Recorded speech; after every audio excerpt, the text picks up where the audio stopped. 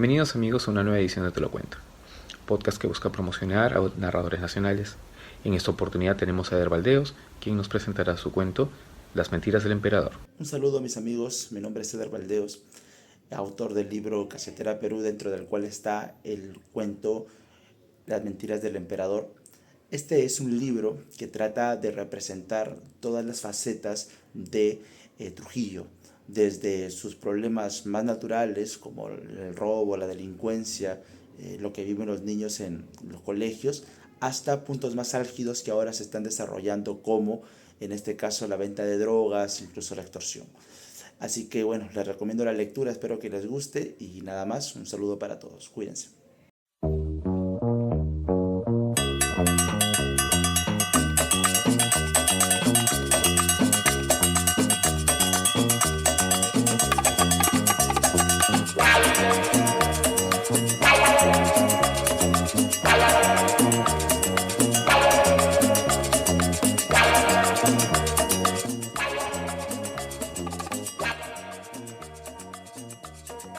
La mentira del emperador de Eder Valdeos. La celda que lo alojaba lucía repleta. Se suponía que solo debería haber dos, pero la falta de condicionamiento llevaba a las autoridades a amontonarlos hasta con 6 o 7 reclusos por carceleta. En la suya, 7 hombres hacían lo imposible por respirar algo de aire nuevo. El hacinamiento es un problema común en las cárceles peruanas, especialmente en el Milagro. La privacidad del recluso se reduce a las pocas horas de descanso que se les permite, las mismas que se convierten en un suplicio si no tienen conocidos dentro. La precariedad de esta situación es tal que algunos, los menos influyentes, deben descansar en el suelo empapelado y húmedo. Otros, los más afortunados, deben sentarse frente a frente, casi rozándose, en los catres oxidados. ¡Che su madre! A la hora que terminé acá, se increpaba, chistando el inicio de su frase. Sin embargo, cuando recordaba que su mujer y su hija estaban descansando en casa, se reconfortaba. A esta hora, aunque tristes por su encierro, miraban la televisión mientras compartían la cena. El bienestar de ellas era para Leonel lo más importante, aun cuando eso representaba su propio sacrificio. Ya fue, pe, acá estoy un par de meses nomás. Al juez se le habla con cariño y se le paga la reparación. Portarse bonito, caballero. Además, a la gente de arriba no le conviene que uno de sus mejores vendedores esté adentro, así que me van a apoyar. Unos quejidos provenientes de la celda contigua lo distrajeron. Había un placer entre tanto llanto, como la frase de la canción que había escuchado en la radio por la mañana. Hoy quiero saborear mi dolor. Papi, en la esquina hay un señor medio raro, le dijo su hija entre sorprendida y asqueada, al mismo tiempo que lo arrastraba hacia la calle con sus pequeños y débiles pasos. El padre, presuroso, siguió con una mirada el dedo acusativo de su hija, acción que le sirvió para recordarle una repetitiva enseñanza. ¡Ya te he dicho que no señales, carajo! Efectivamente, en la extensa avenida San Valentín, la misma que sirve como línea divisoria entre los distritos del Porvenir y Florencia de Mora, un tipo de aspecto despreciable se había apoderado de una esquina. Aprovechándose del poder que adquirió gracias a sus sonadas amistades, Leonel no tuvo ningún temor para acercarse y reclamarle al visitante. ¿Qué chuchas es acá? El desconocido de ropas rasgadas lo miró con firmeza. Se sentó en una gran piedra que algunos vecinos habían puesto en la vereda y, desde la misma, demostraba soberanía moviendo rápidamente sus brazos largos y sucios. ¡Uy, conchetumadre! ¡Lárgate de mi barrio!, le dijo Leonel mientras escondía su mano derecha en la parte trasera de su polo. La paciencia se le agotaba con cada gesto y movimiento del forastero. Le parecía una falta de respeto hacia él y la trascendencia que había ganado en el barrio aquel desplante del sucio muchacho. Su rival le ignoraba los insultos e insinuaciones con total descaro. Al mismo tiempo, se rascaba las axilas al mirarlo. Luego, con indecencia, procedía a olerse los dedos y realizar muecas de desagrado. Leito, ven, le dijo una voz desde el borde de la entrada. Reaccionó con rapidez al llamado de su conviviente. Retiró la mano de la parte trasera de su cintura y se acercó hasta su portal. ¿No ves que está loco?, le explicó con voz baja. La intervención de Katy fue fundamental para que sus reacciones se controlen. Ella lo tomó del brazo y lo dirigió hasta uno de los pasajes de su casa. En cada paso de retroceso, Leonel giraba su cabeza en dirección al tipejo. Las dudas le hacían preguntarse: ¿estará loco este huevón? Durante casi todo el almuerzo permaneció en silencio. Por la tarde recibiría mercadería y no quería tener ningún tipo de contratiempo. Tenía claro que cumplir con los propósitos supremos del trabajo era fundamental, sobre todo cuando su vida y la de su familia podían verse afectadas por el desacato. ¿Y ahora qué hacer con ese huevón? No era difícil distinguir que la presencia de aquel hombre de polo roído le causaba mala espina. «Llévale un plato de comida», le dijo a la dueña de la cocina, quien supuso que no habría mejor forma de confirmar el grado de civilización de una persona que viéndolo comer. Le levantó con lentitud la cabeza como señal de permiso. Katy, temerosa por el posible salvajismo de ese antropoide, se acercó y le dejó el plato de legumbres cerca de la pista. Leonel, muy pendiente desde ese momento, esperaría la reacción del visitante. «Deja la puerta abierta», ordenó. Aquel hombre cavernario se acercó al plato de comida usando sus 4 extremidades.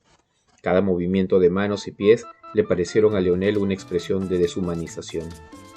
Se acrecentó esa idea cuando con la misma mano que antes había olfateado su robaco, ahora comprobaba la temperatura del platillo.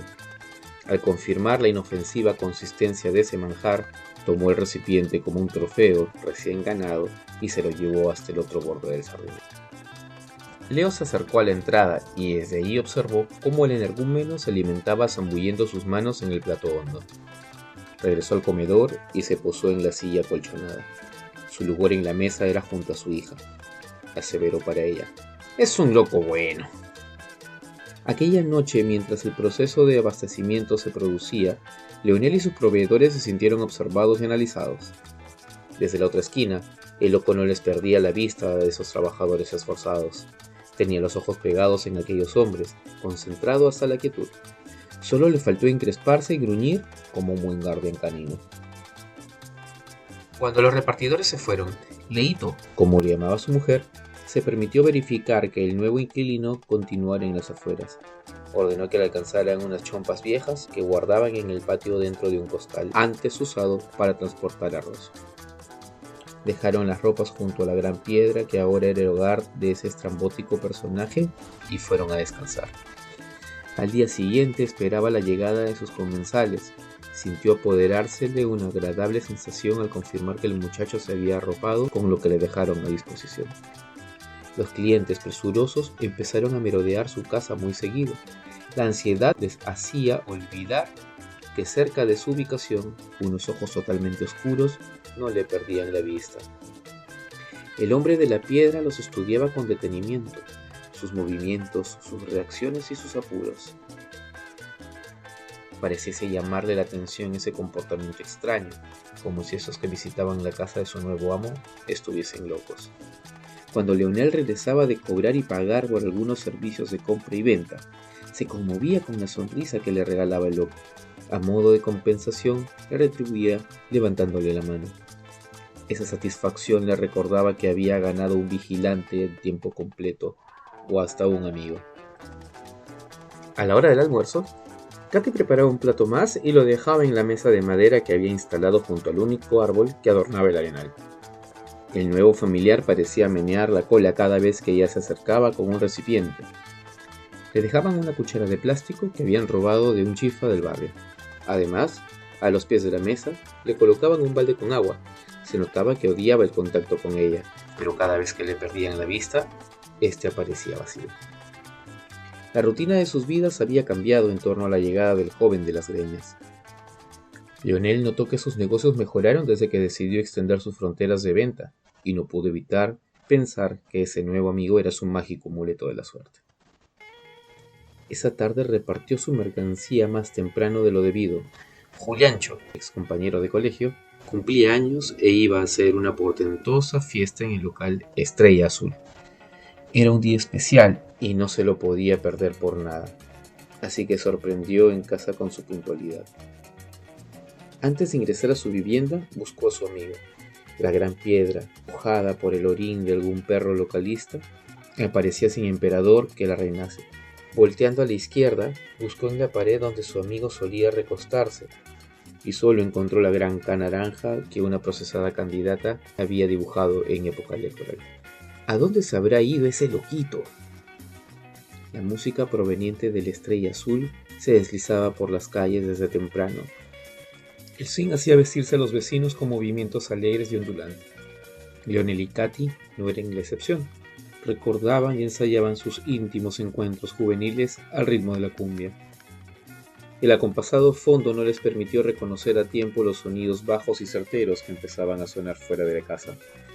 Las brillantes luces rojas y azules se apoderaron de la visibilidad externa, las mismas que alertaron a Leonel y lo empujaron hasta la sala, al tiempo que, desde la escalera trasera, bajaban 3 tipos de vestimenta oscura.